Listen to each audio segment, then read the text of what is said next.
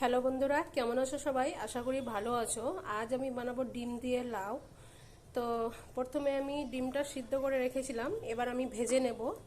তো চলো তাহলে শুরু করা যাক।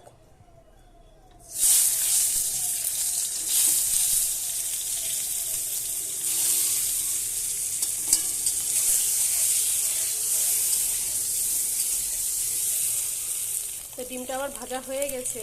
আমি বেশি ডিমটা কড়া করে ভাজবো না, হালকা করেই ভাজবো। তো ডিমটা আমি এবার তুলে নেব।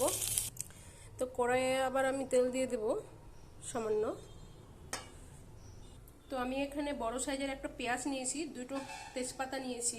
এটা এবার আমি দিয়ে দেব। তেল গরম হয়ে গেছে, ভালোভাবে আমি লাল করে ভেজে নেব। তো এবার আমি একটা মশলা তৈরি করে নেব। এখানে আদা রসুন বাটা,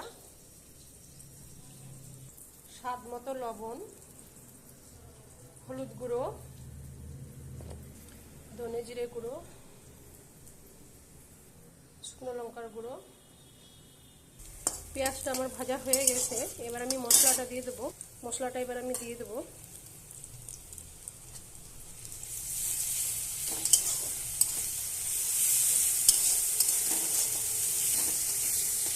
আমি বাটি ধুয়ে জল দিয়ে দিলাম সামান্য একটু।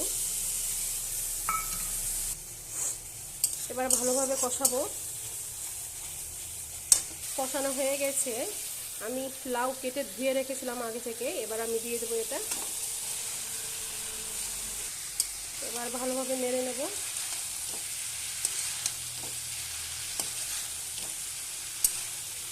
এবার আমি ঢেকে দেব। আমি একবার ঢাকনা খুলে দেখে নেব, একটু নেড়ে দেবো ভালোভাবে।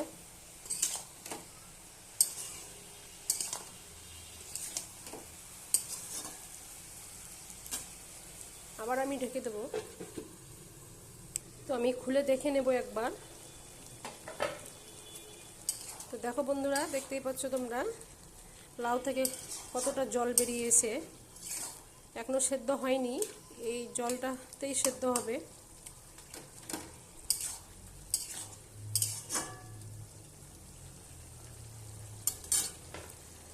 আবার আমি ঢেকে দেব। তো আমি খুলে দেখে নেব সিদ্ধ হয়েছে কিনা।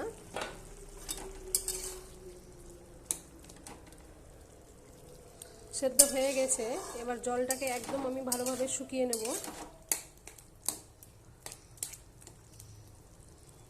আমি ডিমগুলো দিয়ে দেব, ভালোভাবে নেড়ে নেব।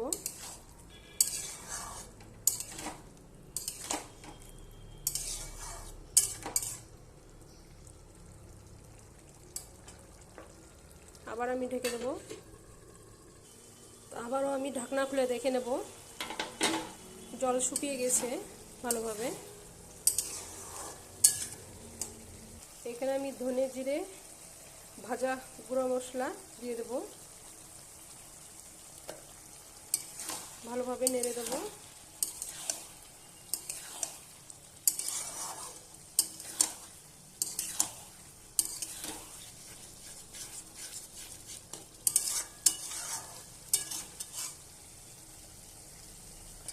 ভিডিওটা যদি ভালো লাগে লাইক শেয়ার কমেন্ট করবে, নতুন ভিডিও পেতে সাবস্ক্রাইব করবে। তো আজকের মতো এখান থেকেই টাটা।